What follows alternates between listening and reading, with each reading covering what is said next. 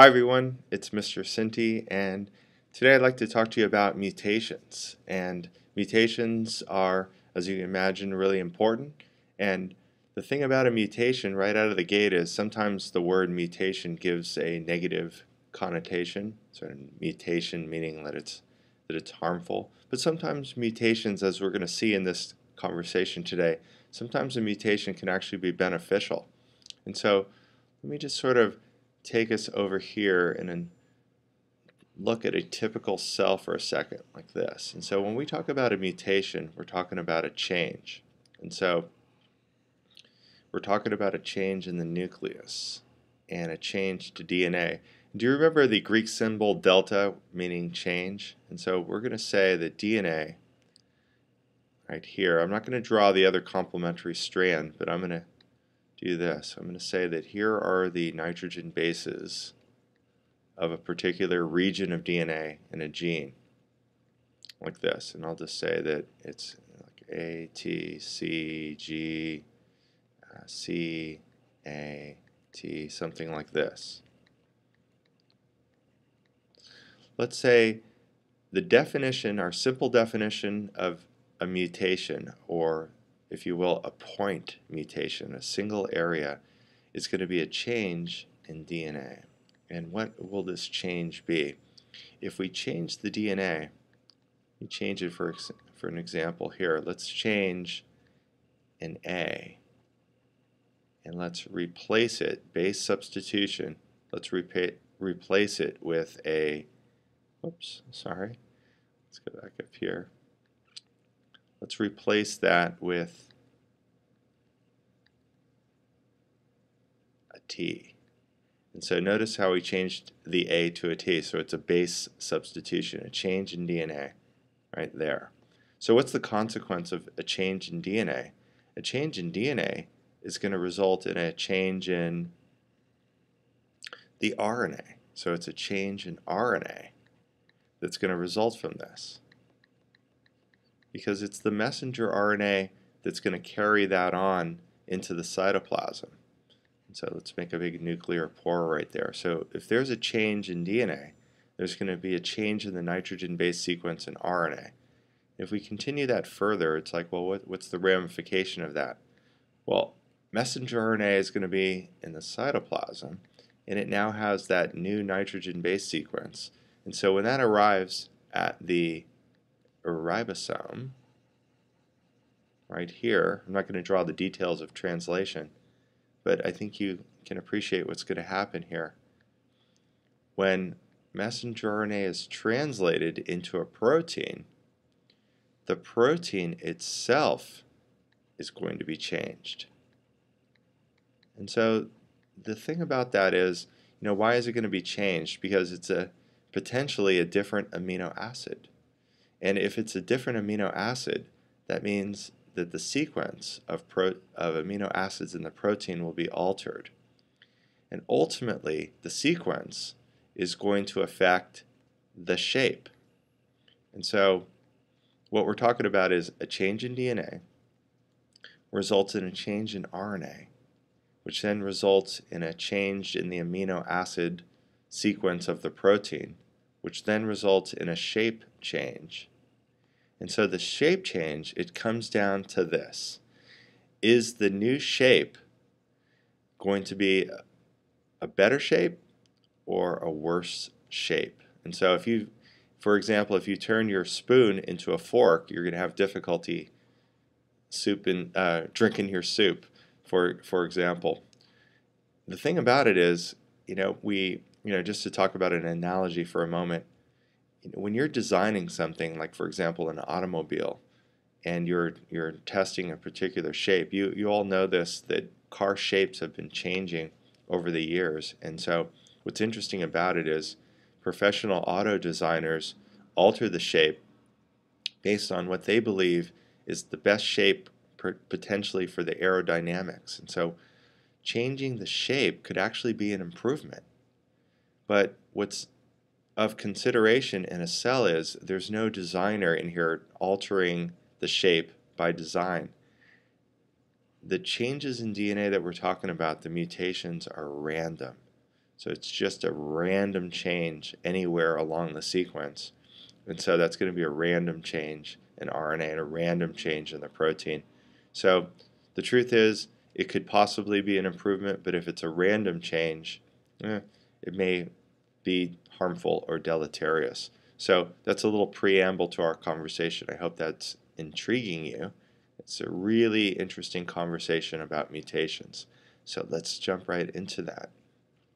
And so, first thing I want to say about a mutation is that a change in DNA or a mutation will ultimately affect the protein structure and therefore the function. That's the big come away, take home message.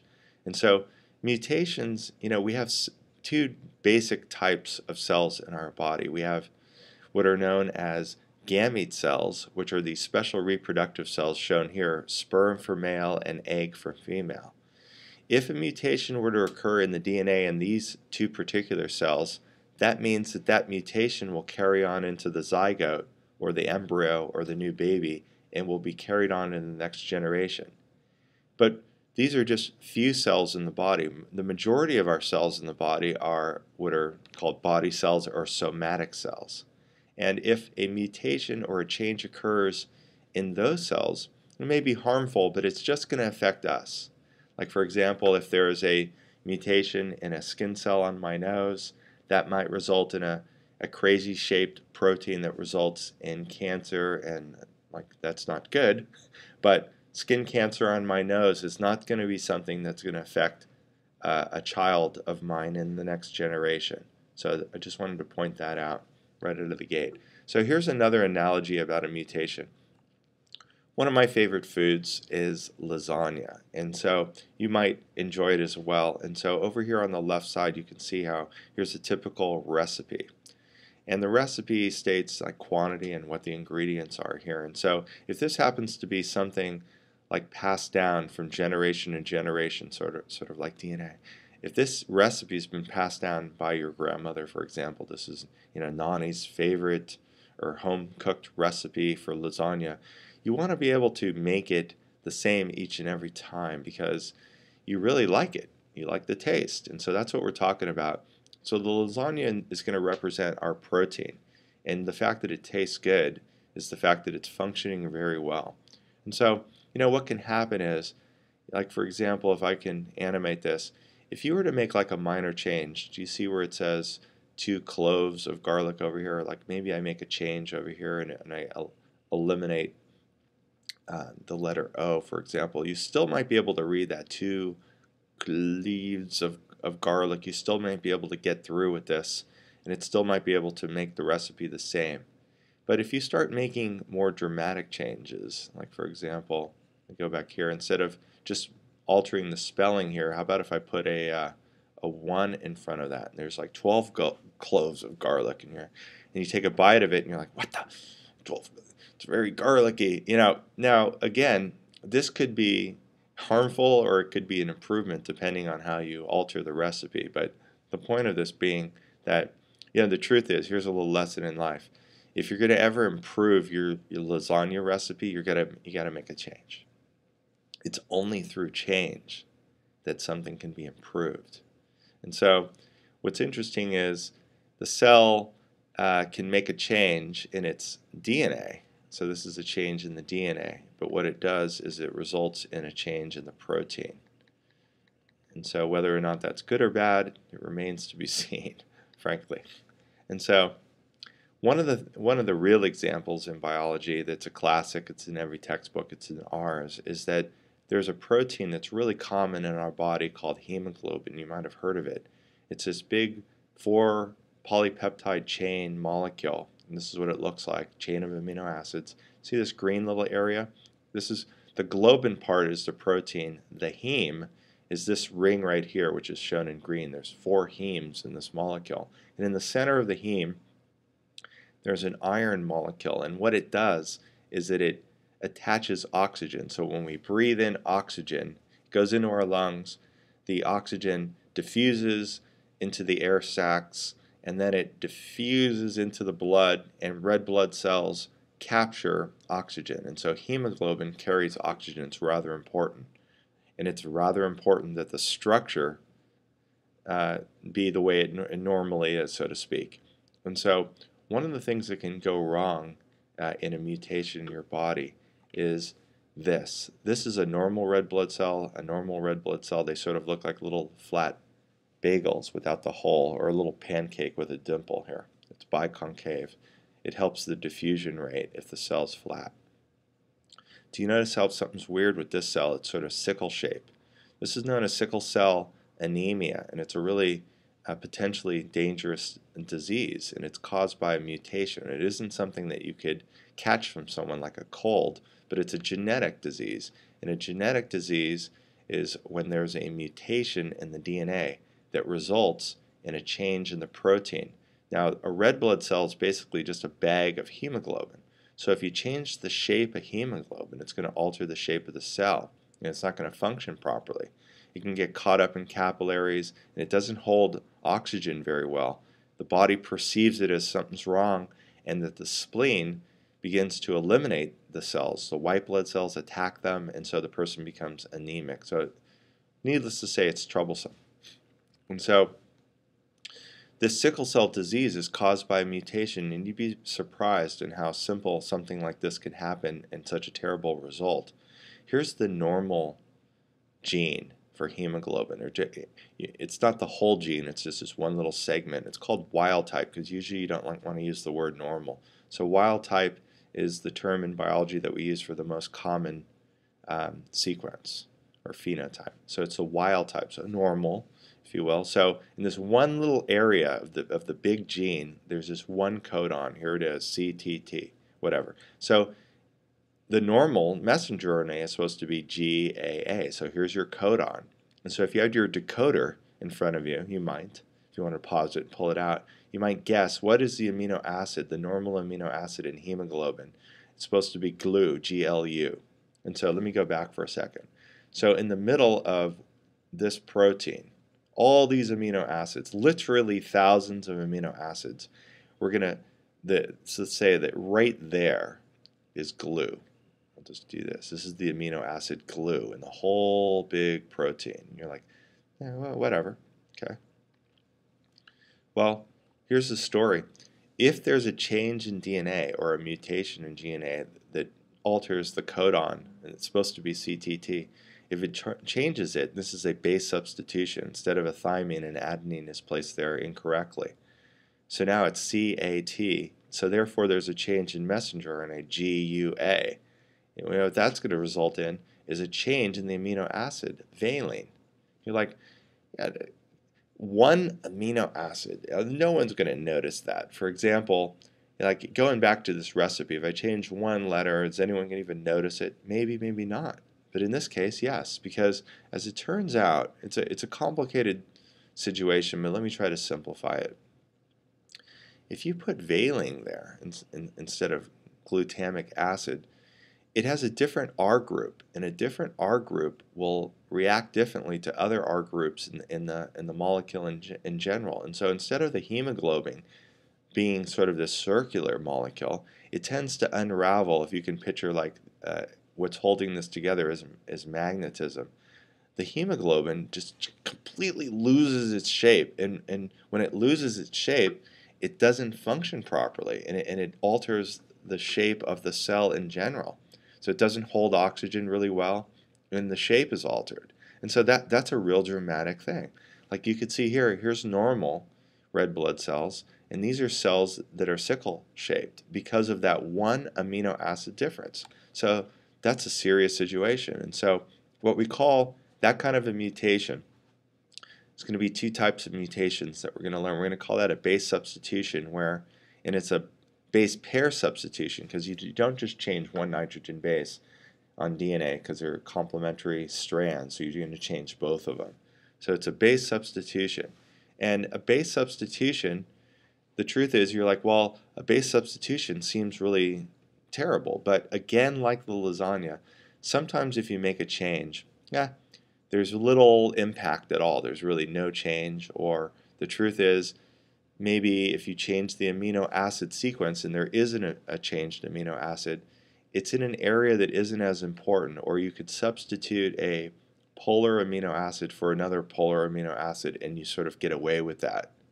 You can get away with it. So sometimes there's no impact or little impact on the protein function. So there's sort of, it's graduated, sort of like a degree. There's no change at all. There's a change, but it's no big deal, and then the change becomes more serious, and so, or harmful. So if a change occurs and it's no big deal, we often, biologists call it a silent mutation. So there's a change in the sequence, but because the amino acid is similar, the enzyme still works properly. And in some instances, you could change the codon and it still codes for the same amino acid. Now, take a look right now. Pause the video. Take a look right now at your decoder. Do you see how sometimes there's redundancy in the codon because there's 64 codons and only 20 amino acids? If you change the third base and have a mutation in the codon, sometimes it's the same amino acid that's put in there. And so a mutation has occurred, but it's a silent mutation. And so this is kind of an interesting thing. I'd say that's a pro point, wouldn't you, on the fact that there's redundancy in the genetic code.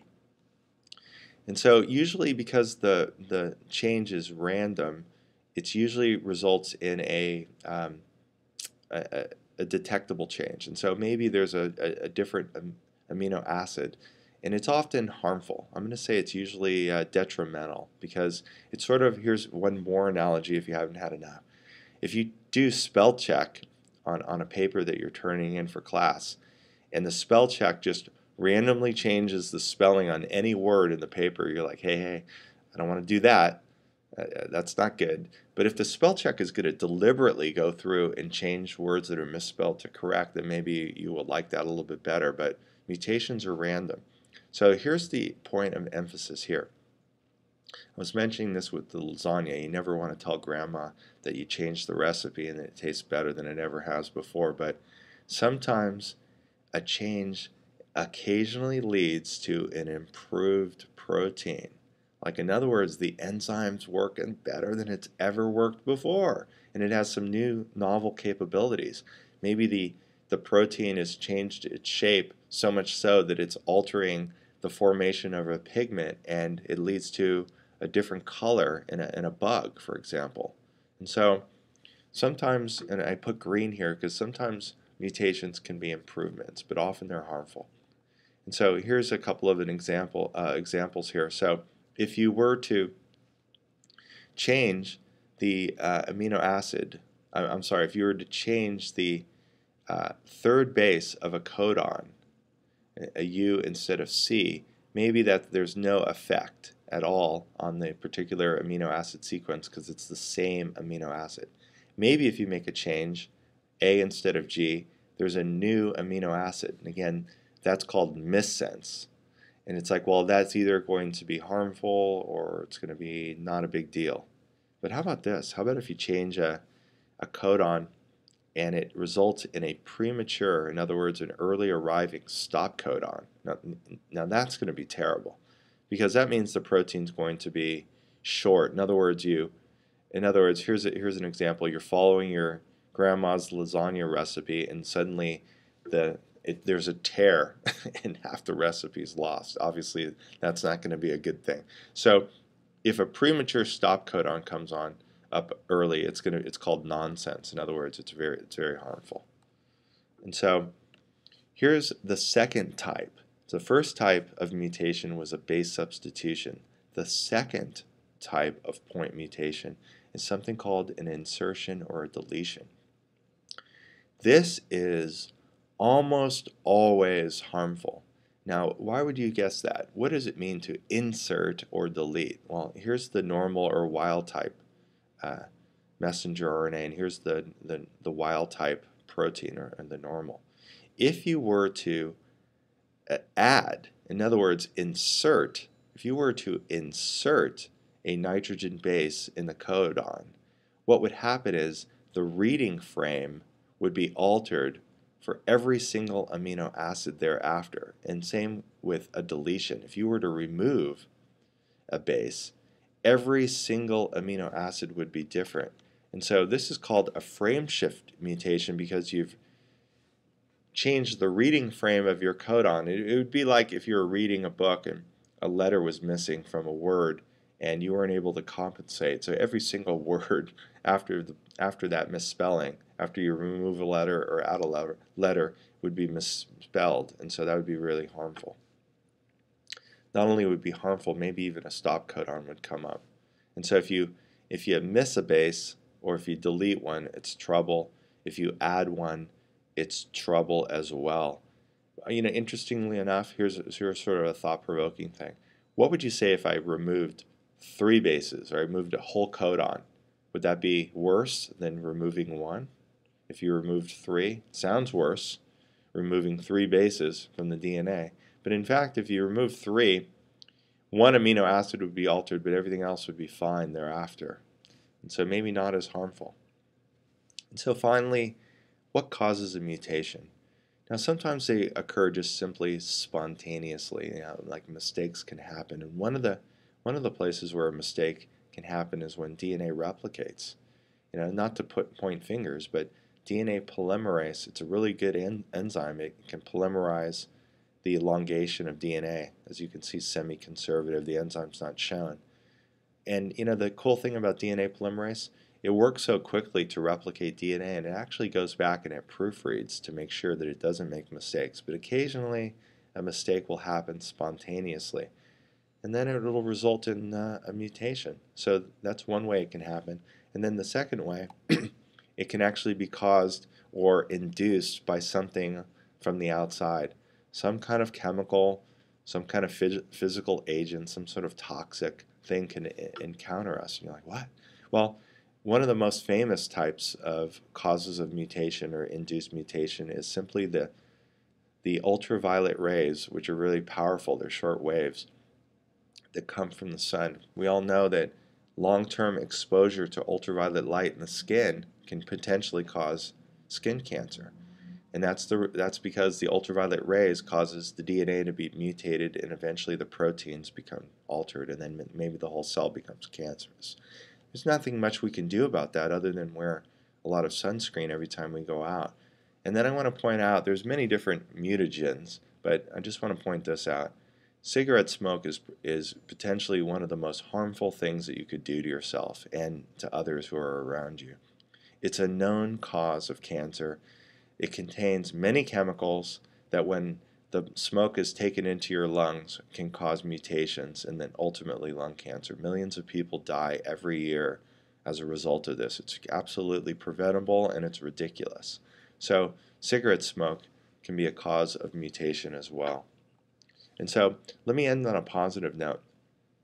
Though mutations are often harmful, occasionally I mentioned that the protein is better than before, like a better tasting lasagna. Here's a real life example of this. There's this moth that lives over in England, and it's sort of white with black spots on it, like peppery. It's called the English peppered moth. And once upon a time, it had a change in its DNA, and therefore it changed its pigment and had a mutation in it. And there's other moths now that are black in coloration. So they're not all black. Some are black, some are peppered. And so you got variation in the population in color based on a mutation. There were once, the majority of them were once peppered. Now there's a mutation, and there's a few of them that are now black. You're like, well, what's the deal? Well, based on where they live, I don't know if you could even see it. This is a tree over here that has a lichen growing on it. Can you see the peppered moth? Where is it? Where is it? Can you see it? It's actually located right here. So peppered moth was, I don't know, feeling pretty happy being peppered, because when a bird comes to eat you, the bird's not going to be able to see that. And so it's a real successful color. And when there was that mutation, you're like, that's kind of harmful. The black one's standing out. You're like, so the birds would come along and just sort of eat those because they're easier to see. And you're like, well, see, there you go, a harmful mutation. But how do you like this? During the Industrial Revolution in England in the 1800s, there was a lot of pollution coming out of the big cities because of factory. And the pollution actually started to darken the trees. This is really the case. This is a tree that has lichen on it, but it's darkened. And so how do you like this? because the environment changed, now you have the dark moth and the peppered moth as a result of the mutation. See over here the mutation? Bad mutation. But is it bad? You never know. It's the environment that selects. So check this out. In the forest now that has become dark, the mutated dark moth is actually better, if you will, than the peppered one. And why do I say better? Because now the bird's coming and it's eating these peppered ones. And so after a while, the number of pepper ones go down, and so then the black ones are reproducing with each other. Next thing you know, when you do a population count, there's a lot more black moths in the forest. And so, interesting how a mutation could either be harmful or good depending on the environment. But certainly, mutation creates variation, which is the raw material for change. So I hope you enjoyed this conversation on mutation. Thanks for watching.